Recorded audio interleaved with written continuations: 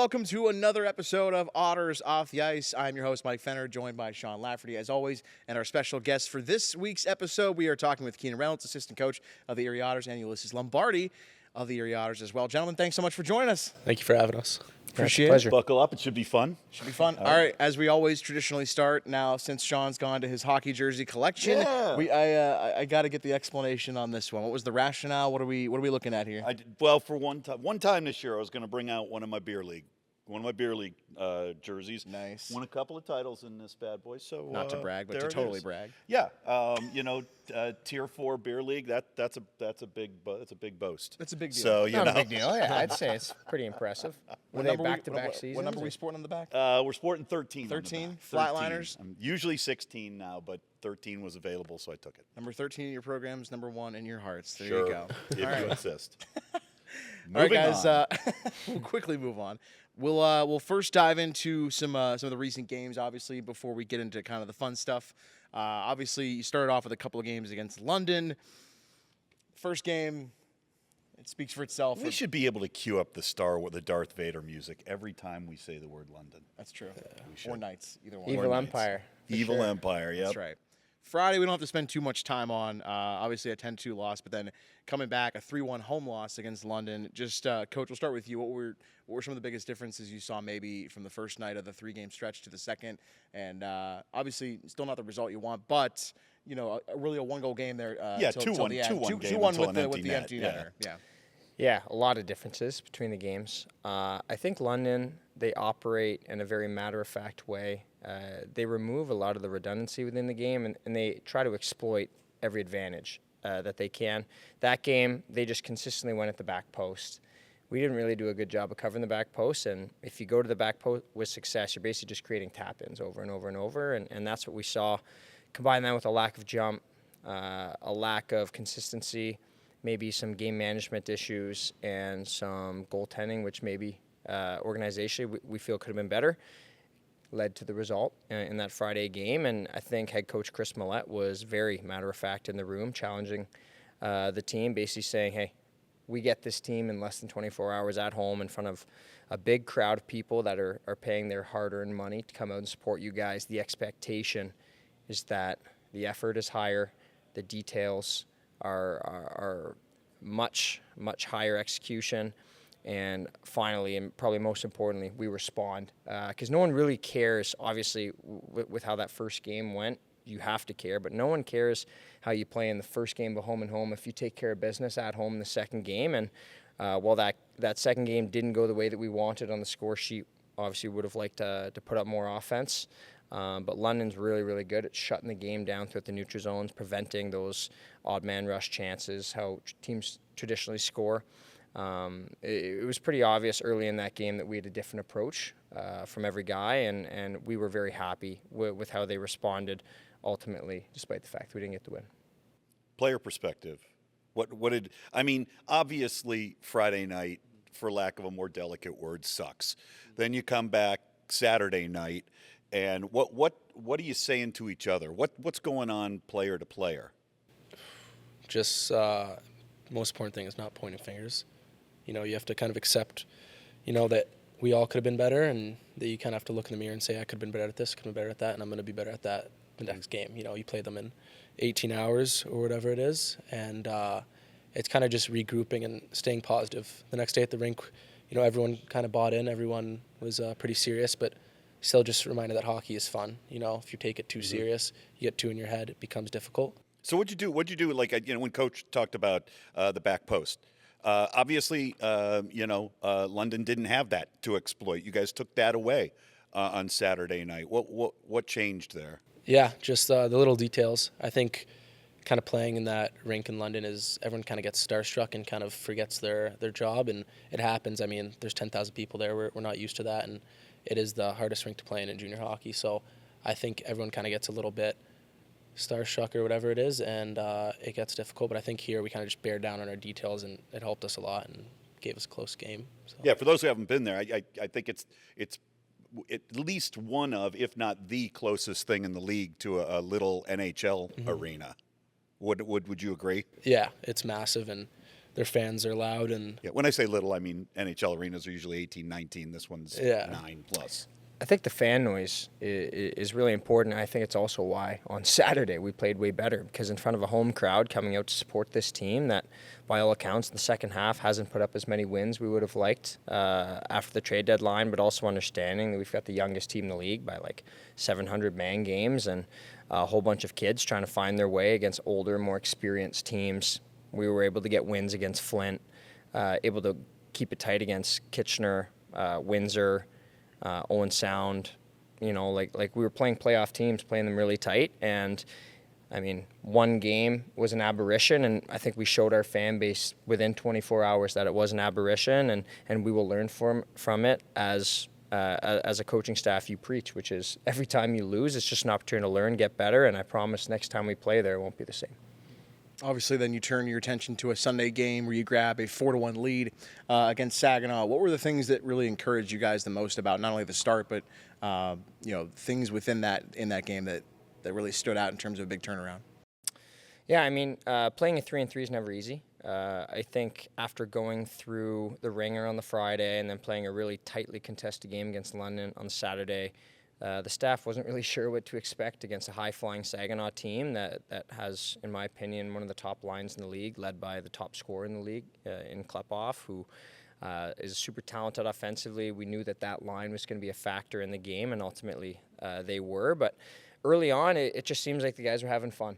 And to Ulysses' point, if you're not having fun, it's really difficult to go out and execute, do your job. And I mean, jumping out to a 4-1 lead, not to say that we're not used to that, but really in the second half, it's not something that we've had to deal with very often. So as much as you need to learn how to win, you need to also learn how to maintain leads and maintain your discipline, which is something that Yuli spoke to. We got into penalty trouble, and against power play like that, once again, where you even take 2 guys off the ice for us and you take 1 guy off the ice for them, a 4-on-3 with those guys, it can be tough to stop them in the best of situations, let alone when they start getting a little momentum. So again, lessons well learned from this weekend. Not the way that we wanted the weekend to go, but ultimately from an organizational standpoint, we still look at this really young team and the lessons that we're learning, well, tough. They sting. We're both competitive people here. I guarantee whether it's Mally, Kenny, the rest of the staff, top through bottom, the players, we all want to win, and we will win. Right now, it's just our time to take our lumps, learn, get better. Yeah, well, I mean, Ulysses, what else stood out to you in that matchup? I mean, what else can you say about the Saginaw game? I mean, biggest thing against Saginaw was we came out, we just could not wait to play. You know, we show up to the rink, it's playing sewer, it's doing the warm-up, you just kind of, you're having fun, you're having a blast, you're itching to get out there, and I think, you know, we were a little bit more prepared. We took it very serious, and we went out there, we took that 4-1 lead, and then I think something that, you know, everyone happens to everyone, is just kind of you start playing not to lose, and I think that's when teams can take advantage. You kind of pick you apart, you kind of hold your stick a little bit tighter, you kind of just worry that you don't want to be the guy that slips up and, you know, gets Saginaw back in the game, and I think it's tough, and I think everyone worked hard, and it wasn't a matter of our work ethic against Saginaw. You know, we worked hard, and everyone kind of gave it their all. It's just kind of, we were playing not to lose, and, you know, it's tough. You're holding that lead against that team like that. You take penalties, they're going to execute. They're a very good power play, so it's tough. They're also a team this year that if you look into the numbers, they do that pretty often. They're a slow starter, but they're also one of the most electric offenses in the league, and they score in bunches. So it's not that we took them lightly after we built a lead at all. They just stuck to their game plan, and due to a lack of discipline and experience, we kind of got away from ours, and the result was the result. Yeah, it kind of felt like you could feel the snowball start rolling down the hill, and it got bigger and bigger and bigger as that game went on. I mean, to a point, I think our staff did a pretty solid job at negating a bit of that negative energy. There was no panic really on our bench. Yeah. Obviously on the ice, it's a different story, as he spoke to, as young men and young athletes. The crowd, kind of the momentum, the game within the game gets to you, but it wasn't like we lost by 5. You know, we were in it till the end, and we had an opportunity late in the game to pull a goalie and try to tie it up. once again, the 2 points didn't come our way, but there are a lot of positives that we can derive from that game. For example, Jake Murray, first-round pick. He's battled his butt off all year, dealt with 2 or 3 really serious injuries, and I know he's been hard on himself for maybe the lack of offensive production as a 16-year-old player, but seeing him go out there, rip one short side shelf on a 2-on-1, and then bury one on the power play, it's just another example of our young team taking steps within games to set ourselves up for the future, and I was really proud of him, so I just wanted to shout him out there. Yeah, I mean, again, like you said, Coach. I mean, the 2 points didn't go your way on that particular day. I will say it was a fun game to watch. I mean, from a perspective of the guy sitting with a beer in the stands. I mean, there was no lack of effort. That was a fun game to watch. No doubt. Kind of from a macro perspective, who have you seen make the biggest strides, towards the end of the season, and where are you seeing the most development? What's an area that you're maybe a little bit frustrated with? What kind of 3-part question there, I guess. Just from a macro perspective, what are you guys kind of seeing in terms of, as you talked about, the second half of the season's been a lot different, obviously, since the trade deadline, things of those nature. What can you say? Yeah, a couple guys I'd like to shout out as the forward coach. I'd say Michael Deck, after losing his line mates at the trade deadline, and Gabriel Frasca and Dylan Edwards, both of whom have gone on and done really, really well with the respective teams. I think Eddie's top 5, 6 in league scoring now. Deck came in from Owen Sound, had a really good start to the year, but there were question marks around him. Would he be able to carry a team, drive a line? And he's been nothing short of spectacular for us in the second half, leading by example as a diminutive player, fighting to get to dirty ice, going to the net, scoring big goals, whether 5-on-5 on the power play, and then also making huge plays defensively. I'd say Tyler Cooper in the second half. I think he's 3rd or 4th on our team in scoring as a 16-year-old. Talking about a kid that was the youngest player in the CHL coming into the year. He had 1 or 2 points going into the Christmas break after having over 100 last year. So you can think from a psychological perspective what that probably did to him. At Christmas, like, am I a skilled player anymore? But he's a kid who, when I first interviewed him before the season, I was blown away by his maturity, his work ethic, his approach to the game. And like I said, I think he's tied for 10th in 2009 Boar's 16-year-old scoring in the league after having relatively pedestrian numbers in the first half. And then the kid sitting to my right, coming in from the GOHL as a player that we acquired from the Flint Firebirds. Obviously, the pedigree's there with an older brother doing very well in this league and now having success at the professional level. But he told me in one of his first days, I'm going to work as hard as I can to become one of the best players in this league. And in the moment, not that I didn't take it seriously, but you hear a lot of people say things like that, but I've been really impressed by his ability to just advance the puck to an advantageous position every time it touches his stick. He's been inserted into shootouts when we needed a goal, where he came clutch. He's been elevated to the first line from the fourth line, where we were down by a couple goals, and he was able to contribute back-to-back shifts of assists, setting up players for tap-ins or odd-man rushes. So there's so many guys I could kind of go down the list of, and each of them have had their own impact. But I think those three, with Deck, Cooper, and Yulee, have really done a good job in the second half, carrying the torch on a young team where opportunities to do so are bountiful, and they've done a good job grabbing the bull by the horns. What are you seeing? I mean, as you go into the second, I mean, we've talked at length about good luck following that up, by the way. Yeah. It's got big words. I thought for sure you were going to jump in when he said pedestrian. But second half, youngest team. A lot of people say, oh, it takes a half a season before a player really gets his legs going in the OHL. Is that what you're feeling? Is that what you're seeing and seeing the growth on the ice? I mean, yeah. You see it with everyone. I mean, you see it in practice the most, I find. It's tough to go out in a game, especially young, and execute against, there's first-round picks in this league that are 19 years old and second-round picks. So there's guys that are undrafted that are in the top 10 in points in this league. So it's very tough to kind of go out as a young player with the confidence and swagger that some guys on our team have. So, like Coop, you see it in practice, like, he makes plays, and you're like, wow, like, that kid was 15 a couple months ago. Or, like, Murr is so skilled, and he's going to be such a good player in this league. I think Case, his points don't match the player he is, because he is so unbelievably good. It's incredible to watch. Like, such a fluent skater for a guy of his size, and such a good shot. So, I mean, we have every guy on our team has taken such tremendous strides. Like, Caden as well. So it's so great to see for the future. Like, I'm so excited to come back next year and the year after that and kind of just understand that our team is going to be that team in the next 2 years that, we see with the Windsors and the Brantfords and the Kitcheners, where, they have guys that are just like, wow, they have this guy and this guy and this guy, and they're all putting up these numbers. I think we have a lot of those guys brewing up right now, and I'm very excited to see how everyone comes back from the summer this year and the summer after that. Well, I think that sometimes, it gets underestimated, the difference between physically and mentally, the difference between a 16-year-old and a 19 or a 20-year-old who's done 3-4 seasons in this league. And to think that you guys are going toe-to-toe at a pretty young age with some very experienced teams. I mean, yeah, it's not the record you want, but there's light in that tunnel. There's a lot of hope, and I think everyone in the room kind of knows that we're going to be that team in the next couple of years, and you kind of just have to push. So you got to put your head down and work. You have to deal with the losses that they're going to suck. We're going to lose again. It's tough, but you're going to have to kind of put your head down and accept it and just I'm going to work my butt off for this summer and the summer after that. And everyone wants to be a big part of this team, and everyone's going to be a big part of this team. We have a lot of guys coming back next year that are 19 years old or 18 years old that are going to play big parts on this team. So I'm very excited. Yeah, just looking over our last 10, shootout loss to Guelph, shootout loss to Oshawa. We lost another shootout at home. Niagara, overtime losses. It's been close.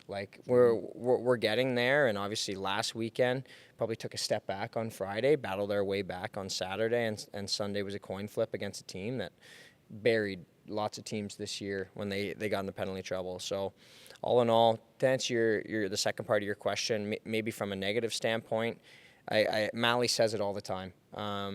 Due to the new kind of NCAA rules within this league, everyone is auditioning for a spot for next year.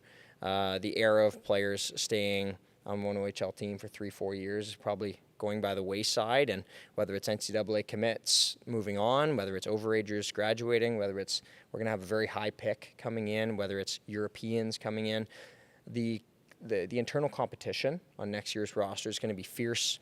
The competitive swagger and energy that you see on the ice will probably be doubled with added experience, added bolstering to a roster. I think we're going to turn some heads next year very early because it's not going to be the same Erie Otters team. Pieces may look the same, but everyone will have taken a step. And once again, that internal competition piece, players returning, better be on their P's and Q's this summer because it's going to be the fight of a lifetime trying to get ice time next season. It's interesting you brought that up, and especially as they get into summer, from a player. I mean, I'm sure everybody takes it seriously. They get their homework at the end of the season, what you need to do and whatnot, and what you take a couple weeks off, and then you're right back in the gym or back on the ice. But how intense, how much more do you feel like you and the other players will really have to ramp it up this summer? Yeah, I think people really underestimate how much you can get done in a summer. I mean, our season's going to end at the end of March, so that's April to August. We have 2 off seasons. So I think we're going to have a lot of guys coming back that are still going to be young, 17, 18 years old, and people are just going to go, wow, that's a young player, and look what he's doing in this league. I think guys can get a lot done this summer, especially when it comes to, little things that they need to work on. Some guys need to get faster, some guys need to get stronger, some guys need to get fitter. It's anything like that. Some guys got to work on their individual skills, but, with the right mentality, and I think that we have in our room is the right mentality, you can accomplish anything, and I think we're going to accomplish a lot. Because the goal is to end your season at the end of May, right? Yeah. And you don't want to waste the extra time you're given. Mm-hmm. So I think a lot of guys are going to go home and kind of understand that this season didn't end the way we wanted it to end, but we're going to make sure that next season doesn't end the same. All right, we'll shift gears a little bit for both of you guys. What is an activity that comes to mind, top of mind, first thing you think of when you're thinking about an activity away from the rink or away from hockey, something that you enjoy to do, that you like to spend your personal time thinking about doing? You want to go first, Socrates? I might have to nominate you for something here. So Ulysses, we did a Master Chef competition over at the Bayfront Convention Center and divided the team up into 4 5-person groups. The person sitting to my right immediately took control of his team, almost Gordon Ramsayan. kind of got a little mean, a little bite to his say game, that. which I Don't say like. But he's actually a fantastic cook, so I'll give him a little shout out on that.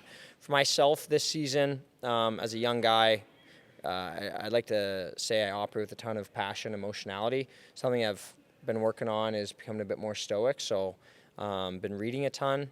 I think he referenced specifically. I've been reading Marcus Aurelius Meditations. He's kind of the original Stoic, so that'd be one. Then I've also been doing a lot of yoga, so power yoga and yin yoga, working on my breath work, trying to tame my emotions, get more centered. And then I also like golfing a lot. Just went out for my first round yesterday at Whispering Woods, got poured on. It was great. Invite anyone? Didn't invite anyone on the invite team. no I needed to clear my mind. by myself. No. Did that help? How'd it go? I played pretty good. I was going to say golf can sometimes be the thing that doesn't really help your, shall I say, your zen. Well, that's the whole point, right? It's you against yourself, and I think previous iterations of Keenan would be the type of person that'd get really upset when I hit bad shots. But over the past couple of years, coaching specifically has really matured me to not focus on the results, but really refine the process and try to get back to that, decision-making framework where you're coming from a place of logic rather than reacting with emotionality. And I mean, I didn't hit too many bad shots yesterday, but the ones I did hit, I was able to make a good second shot, get myself out of trouble. Final score? I played 13 holes. Oh, okay. So I think I was like 7 over. Hey, 13 holes. under bogey golf. That's Yeah, nice. yeah. Hey, That's- yeah. At Whispering Woods, that's nice. I can throw darts here and Yeah, there. that's nice. Totally. All right, what about? I mean, you kind of talked mean, about the cooking, but Yeah, you have to I'm talk about a the pretty cooking. I'm a pretty simple Home cooking too. You I'm a have pretty to talk simple about it. man. Like outside of hockey, I'm pretty simple. It's guitar or music and food for me. So I mean, and TV. I'm a big. So Okay, you we play guitar? talked. I was going to say we talked about food, so let's talk about guitar. you said you play guitar. I play guitar. Okay, how So long have you played? I've been playing since I was around 12 years old, and I just love it. I play electric, play acoustic, play anything. So, it's nice. Sometimes it's tough because, you're so into the game that you come home and you're a little bit in your head if you didn't make the right play or didn't have the greatest game, and it's tough to kind of get your head out of that kind of space. So I mean, cooking or, playing the guitar kind of does that for me. I have sometimes, at the end of a game, let's say we play Friday night, I'll have teammates over, I'll cook for them. I'll get some steaks out, put them in the fridge the day before or whatever it is, and cook those up for the guys. So Legit. I'm telling you, this kid's legit. That was gonna be my follow up. Was what do you like to make the best, or what's perceived best that you make for others, and then what do you like to play on the guitar? That's your favorite song. I like to make I like steak. I like salmon. I'm big into fried chicken, which I know isn't the best option, but I like frying. some Delicious, chicken. though. It's so good. Yeah. And If you're offering it, yeah, I make next show. I make a really good kind of like cheesy smashed broccoli chips. So like you take the broccoli, cook it, smash it down in a pan with some oil, some cheese, and come like these crispy little chips almost. So that's His pretty player good. comp is John Mayer, Gordon Ramsay. Yeah. if I had to find a player comp, that's what it'd be. But no, and then music wise, I like old rock a lot. Who's the best guitarist? Well, no, I'll let you. I'm sorry, I cut you off. You were just about to get No. to something Rude, eh? really cool. No. Yeah. How that Best was guitarist rude. of all time. No, what's your? You were saying your. I your love old band. rock. Old rock. Yeah. I love playing Jimmy anything Page? old rock. Jimmy Page, Jimi Hendrix. I'm big into anything. Led Zeppelin, the Stones, the Beatles, Nice. and anything that's from that time area, 60s, 70s, 80s. I'm really into. Guns and N' then Roses. We were Guns N' talking about Roses. that earlier because and he's then a music guy too. yeah, and then I kind of shift sometimes into a 90s, early 2000s. I'm big into Radiohead. I love Lana Del Rey. I'm big into Jeff Buckley. What are you laughing at? You laughing at something? Summertime Sadness, eh? Basically. Good tune. And I like that you're opening up the so entire portfolio here. This is great. I Like, you're not just know, like, I oh, like one or two this. things. Like, this is good. I just love music. Can we extend the show a little? So who's the best guitarist of all time? I mean, influentially, you have to go with Hendrix. I mean, There you go. He's done so much. I was expecting after the And- list. Yeah. Yeah, he's unreal. I mean, there's so many guys. There's guys you can throw in there, but I love the way Hendrix plays. He's so good. And he plays chords and licks all in one, and it sounds like there's 3 guitars playing. And then he basically started by playing a right-handed guitar upside Yeah. down. It's nuts. And he learned from just copying Muddy Waters. yeah. So He He said Prince pretty good earlier. Prince, You oh. name drop Prince. He's a pretty good guitarist. I said you looked like Prince. Yeah. Said you look like Prince. Because I was carrying an umbrella, using it as a cane. He's like, "You look like Prince." I was like, "That's a crazy thing to say." It's not. It looks like Prince. Look like you ate Prince. You do have to watch Prince. If you haven't seen it, you have to see the Rock and Roll Hall of Fame. While my guitar gently weeps. Yeah, It's I'm a big fan of that. It's just Best Super Bowl filthy. halftime ever. Yes. Okay. Agreed. Man of Agreed. taste. In the rain, too. Yep. I mean, Purple Rain in the rain. One in Rome. You know? Exactly. All right. Just wanted to ask, who is someone, Ulysses, that you've enjoyed getting to know on this team, and then conversely, who have you learned the most from when it comes to, that could be teammates, coaches, anybody on staff? I thought it was going to be, who did you dislike the most? You can answer that too if you want. I mean, What was the question? who, somebody you've enjoyed getting to know personally on this team the most, everyone. and then anyone that you might have learned, some different Everyone. things from. I mean- whether that's on ice or off the ice. You have like your best friends that you hang out with all the time, but I feel like I'm very close with everyone. Obviously, it's tough switching teams right before Christmas and kind of adjusting to that. Sure. You have to learn basically all 20 new personalities and how certain guys think and how guys take criticism, how guys take this, how guys take that. So you kind of have to adjust with everyone, and everyone has been so welcoming. And Okay, enough with the political answer. Come on, answer the question. here. I got a couple best friends. I mean, I'm really close with Case Kamzik. I mean, that's my guy. He's such a good dude and such a good hockey player. I look up to him as a person and a hockey player. I mean, Coop, he's my roommate on the road and just such a funny guy. Like, he's such a fun guy to be around. He's pretty quiet and shy, and kind of once you kind of get him to open up a bit, bring that wall down, he's just a funny dude. He's just funny. Tristan Trevino, he's best captain in the league. He's the best guy I know. So he did a lot with kind of getting my confidence up since I got here. You're a little nervous when you get here, and you don't know if certain guys like you. He did a lot for me, so I got a lot to thank to him. But I mean, those guys are all really close, so I'm a big fan. Yeah. Got some fun ones to finish on. All right, guys, for both of you, if you could create a hybrid sport, what would it be? I hope this isn't a ridiculous You go first. It is, You but go it could be first. fun, too. Yeah. That's all you. Maybe you can merge a couple things. I'm just going for viewing experience. Off the top of my head, it might be funny to watch like mixed martial arts basketball or something. Nice. I was gonna say something along the lines of that. Yeah, like just like might be too violent, but if you refed it well enough, it'd be tough to ref. Or I don't know, like real life. What's the game with you drive the cars in the soccer ball? What's that called? Rocket League. Yeah, like real life Rocket League. That'd be cool. I wouldn't do not it. be but- I wouldn't do Be it. dangerous.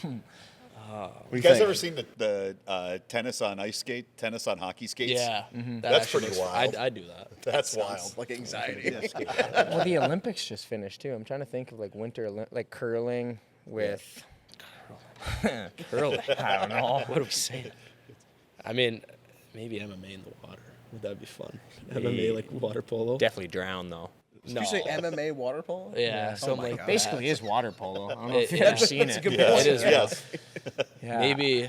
Oh man. You maybe like track, and at the end just you got a box. You ever seen like chess boxing? They play like a minute of chess, minute of boxing. It's like that No, with I track. haven't. I don't know. That's a tough question. Yeah. You got to pose that to It your was fun, teammates. though. Yeah, we'll ask it. We'll ask it for sure. Sean, you got one? All right, hey, if you're able to pick an athlete to walk a day in their shoes, who is it and why? You go first. Ulysses helping me out because he knows I'm blind. You're kicking it to me. It's my favorite part of the show. Yeah, no kidding. Here, ask yourself some questions. Or they'll ask us. I don't know. Probably go Cristiano Ronaldo. I feel like his life's pretty good. I've always been a It do not stink to be Ronaldo. been a bigger, or maybe who would be fun would be Erling Haaland, just a big Viking, like 6'5" striker in soccer, playing at the top level, scoring a ton of goals. That'd be fun. So yeah, Ronaldo or Haaland, a couple soccer They're players. big I MMA think. yeah. water polo guys, right? They could be. Yeah. They in could theory. Oh, who would I switch with? I'd say my brother. It's probably my biggest influence in the world and guy who I look up to the most.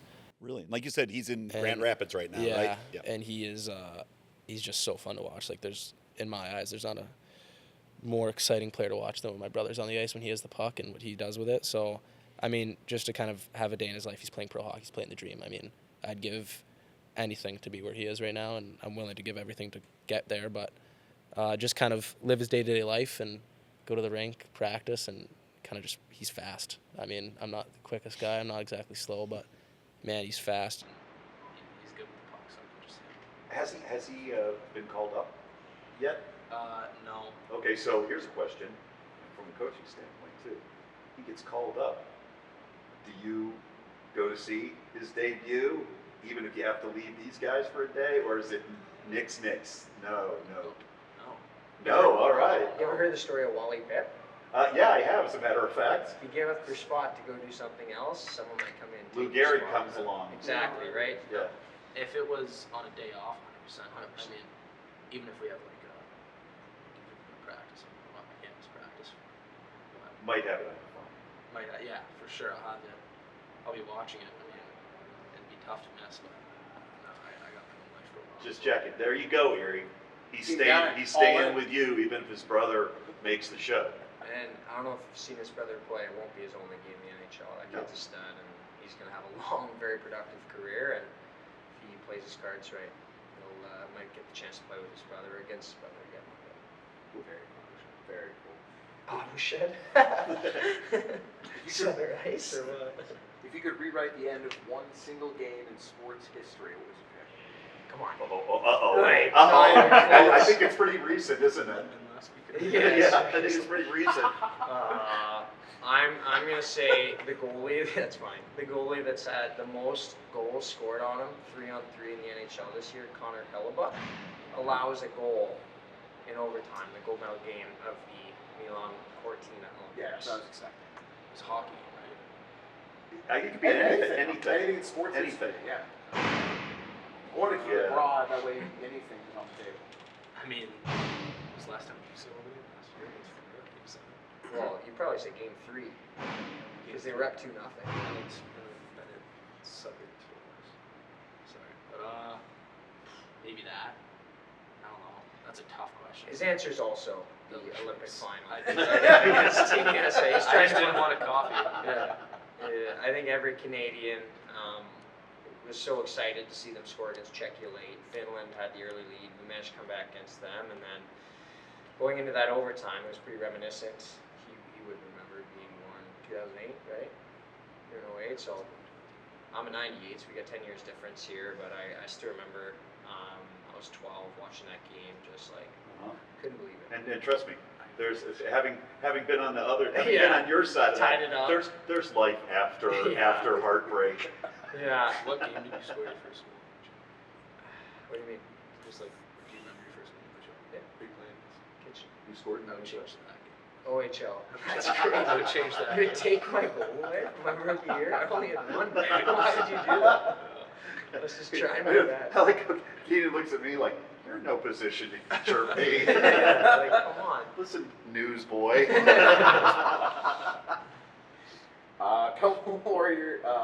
For both of you, what are your favorite sports logos or mascots? I guess we can kind of open up to that broad. That's not named Otto. Yeah, auto for sure.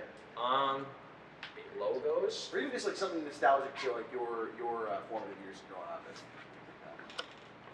I'd say the Auto 67s barber poles. I played for the Junior 67s and Minor Midget. I loved 67s growing up, so I'd say that classic barber pole jersey and logo is pretty cool. I haven't seen that in a while. They still wear it though? Yeah, They here and still do there. every now and then? Here and there, yeah. And then I guess pro sports. I really like the New England Patriots, red, white, and blue kind of setup. I was a huge Pats fan growing up, and seeing Tom Brady kind of do what he did there for my entire life was an amazing experience to go through. So I'd say I've got that ranked pretty high on my list as well. For a logo, that's tough. I mean, I hate to do it because recent controversy, but London Spider-Man, like the Spider Knight. Oh, yeah. I think The that's- guy going like Yeah, like those jerseys are so. We gotta cut that. Yeah. That's the thumbnail, right? Yeah, exactly. No, I think that logo's really cool. I'm gonna move my chair away from this. Yeah. What is going on? I mean, it's a cool jersey. He's brave. We're giving him points for I being think, brave. I think like Nice. who has a nice? I think like Chicago Blackhawks jerseys are so cool, just like so cool. Or even Team Italy's 2002 World Cup jerseys. Wow, There's a that was quite a niche. Those are the baby. London Spider-Man, Chicago Blackhawks, Italy 2002 alternate. Italy 6 years before I was born. Yeah, alternate I will jersey. say that beer league jersey's pretty nice. Thanks, man. I don't like the green. He That's might a- like the green. I don't like the green. Yeah, it's a little. Based on recent little- response. yeah, it's a little. Can't give credit where credit. It's a little fluorescent. It's not the same shade. I'll go with that. That's my story, and I'm sticking to it. It's not the same shade. We'll end on this. Best sports stadium or arena food. What's you're going to a ball game. What's the pick?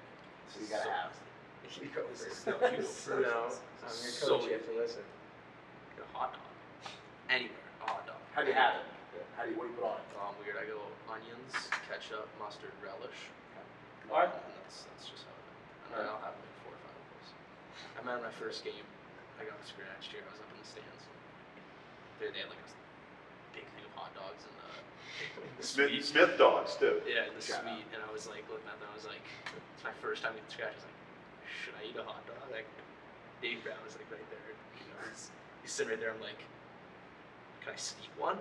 And I was like, no. Like I made the He's judgment. watching like this. I made the judgment call. To put it in your sleeve, like eat it like this. No, I made the judgment call that probably wasn't the best look to stuff my face with hot dogs. It's my first game Maybe it getting looked like you were scratched. too comfortable up there. Yeah, If you I maybe got a hot dog. I think like I didn't eat anything up there. Just I kind of had like 2 Jolly Ranchers out in my pocket. I was starving because you have to work out before the game. At least tell me the Jolly Ranchers were still wrapped. Yeah. I remember Nick Brasco was up there and he's like, dude, just take a hot dog. I had like 3. I'm like, dude, I'm not touching a hot dog. Coach were like, Yeah. In this economy, man, these ballpark prices pretty crazy. I normally I'd say a hot dog, just mustard, ketchup, pretty standard. If they have like hot peppers, I might throw a couple on there, take the ketchup off, go for more of a spicy hot dog. But what are you laughing?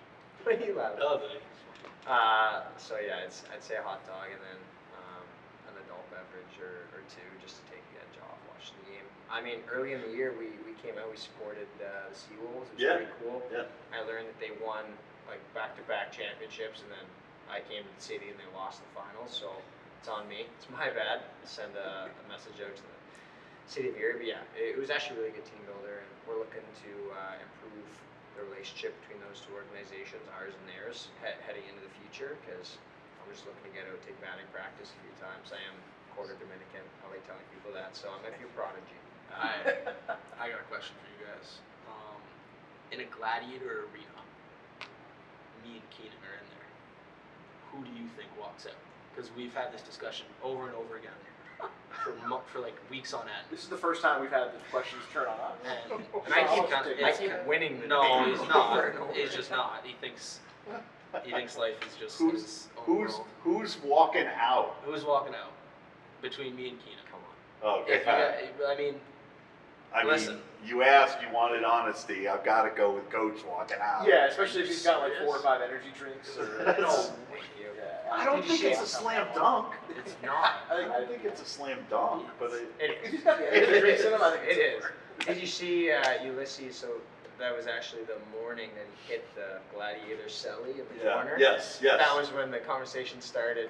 Nice. His grandfather, you said, had watched it. Yeah, it's his favorite movie like that. He's just an old Italian dude. Yeah. Just very old Italian man. He's got like the 3 favorites. It's hard to figure. It's hard to get the Italian out of Yeah. Ulysses Lombardi. He's his 3 favorite movies are Rocky, Gladiator, and what's the one with Gladiator Clint? 2. No, he hasn't seen that one yet. He loved Clint Eastwood. The Good, the Bad, Good, the Bad, the the Good, the Bad, Ugly. or A Fistful of Dollars. Yeah. He's The spaghetti westerns, as they Yeah. used to call them. He would call like Still- he calls Rambo Rocky. Just anything with Sylvester Stallone is Rocky. So his favorite movie is Gladiator, and he loves that scene. So it was An homage to him. It was Pink pretty in cool. the Rink, or no, what was it? Oh, It was what's it called?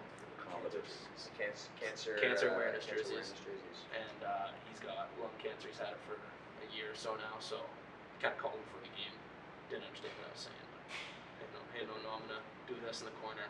Okay, that's what he does. So he's speaking Italian around the house. He speaks very broken English. He's been here for 70 years and just refuses to kind of learn the language. But he speaks broken English, but he can speak good English. He's Italian speaker at heart. That's awesome. Yeah, good thoughts out to him though. Let's get some positive shots out. I thought it was pretty gangster of 17 to say, when I score tonight, I'm gonna do the celly. He goes out, scores, and hits it right away. I was like, okay, sounds good. Kind of added a bit to the game, the viewing experience for me as a coach. Next year, so I get all the fans do that. That'd be cool. That would be pretty cool. We need to put this clip on TV too. Nothing, it's just to add a few more eyeballs to it so that everybody can start it. He had the wherewithal to do do this, yeah. So it was. I'd say the goal.